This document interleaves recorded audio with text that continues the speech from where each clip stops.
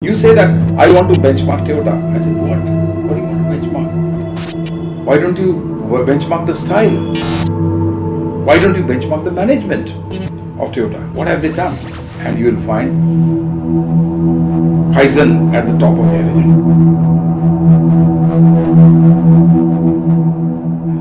all the time. They are so positive. It is not that they don't go through problems. It's not that they don't have problems which you people get tired of, but they are very positive. One Japanese manager, when I met him, I asked him, I said, how do you take care of your problems which are coming to you on day-to-day basis? He says, I'm very positive. And positive in the sense, he says that today is better than yesterday and tomorrow will be better than today.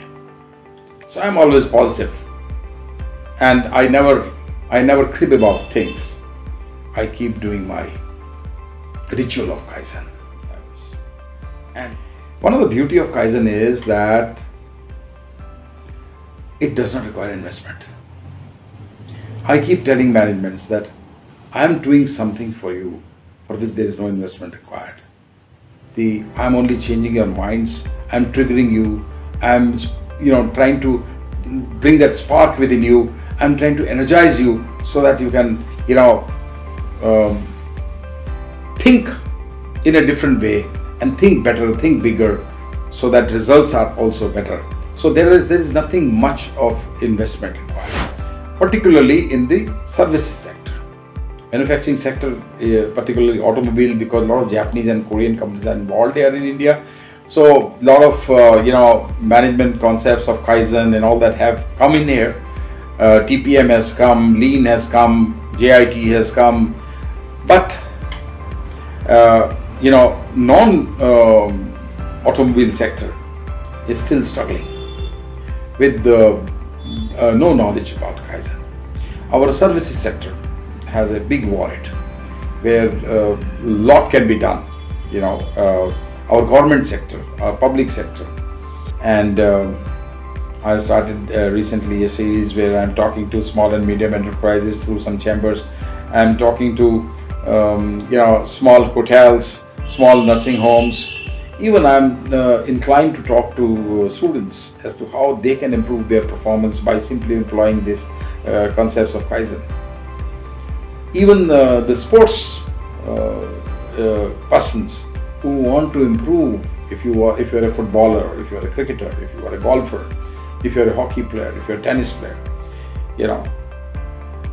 if you apply the simple principle of Kaizen, no investment required, only understanding, being positive, and bringing about the change and motivated to the level that I have those energies to take myself to the best, you've done it.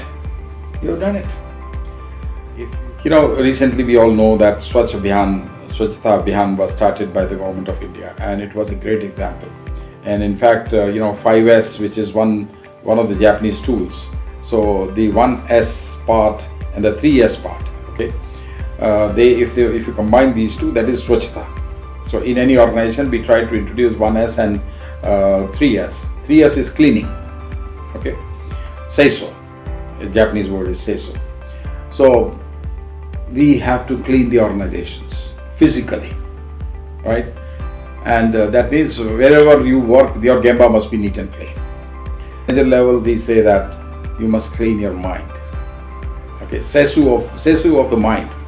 Your mind must be clean when you are trying to take up any such challenge where you want to introduce Kaizen. So when such a great movement has been started by the government of Swachh Abhiyan, but it has succeeded to some extent, but not as expected. So what does it say? It says that a simple thing like cleaning in an organization, where we ask the top man or even the Gemba shop floor people to clean the organizations, they are reluctant. Okay, and that reluctance doesn't go well with the Kaizen culture theory. So On one hand, we had started a very simple exercise of cleaning India, cleaning the cities. Of course, some of the smart cities, they are taking that as a priority, making them pollution free and this, that and all, environment, healthy environment, giving to the citizens. I won't say it is very successful, I won't say it is a failure also, but it is going on. But to take up this challenge of creating a manufacturing hub, world-class manufacturing hub, is a much bigger challenge.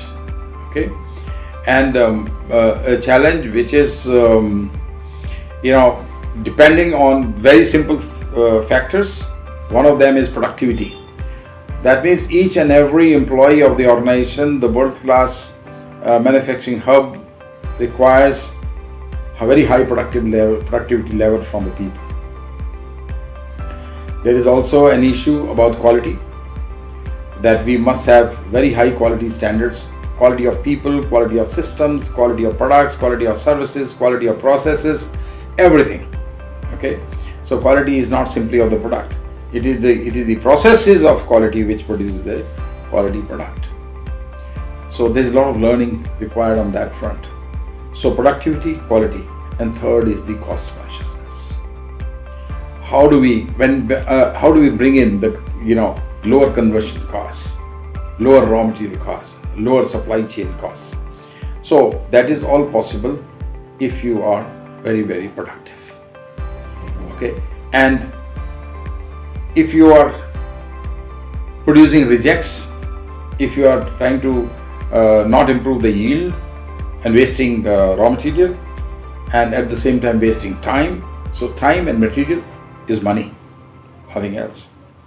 So it's very important that we have high productivity, high quality, and then third is the high flow, the speed of flow of the processes. How you are taking care of the speed of the processes. Bullet trains versus goods trains, right?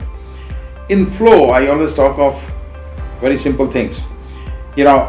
Any organization, small or big, I ask them one simple question: what is flow? So they confuse. They think that it is a fund flow or it's money flow and all that, but no. Or some people say it is a flow of the material. No. Let's understand one thing. A great organization has one very simple parameter which is working for them, and that is cash inflow. Cash inflow, right? If cash inflow is not sustainable in any organization, there is going to be problem.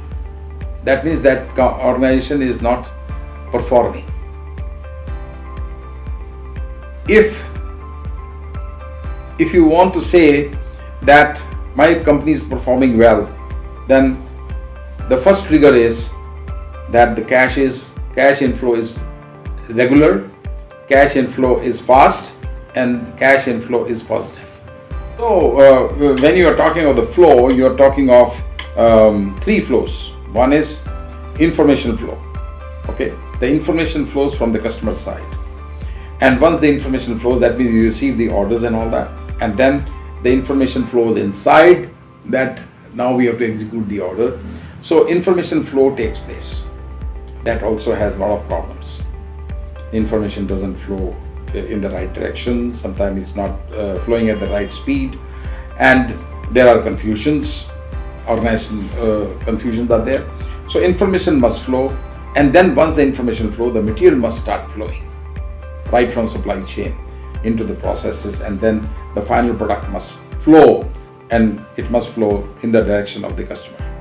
So there is a information flow and there is a material flow, and then once the material flows, the cash starts flowing. Customer is happy and customer is making payments. I find a lot of disruptions in this area where the information has not flown, the material has not flown, and the cash is not flowing, and there are disputes between customers and suppliers. So this is a flow Kaizen. I call it flow Kaizen. So when you talk of manufacturing hub, I don't think you can talk of making organization world class unless you try to introduce Kaizen practices. And these Kaizen practices must be very, very, I would say, dedicatedly brought into the organizations. And then you will find that the people who are engaged in the processes, they will make themselves more productive, they will make them more cost effective, they will make them more quality effective, and then things will start flowing in the right direction. We will Japanize the Indian organization.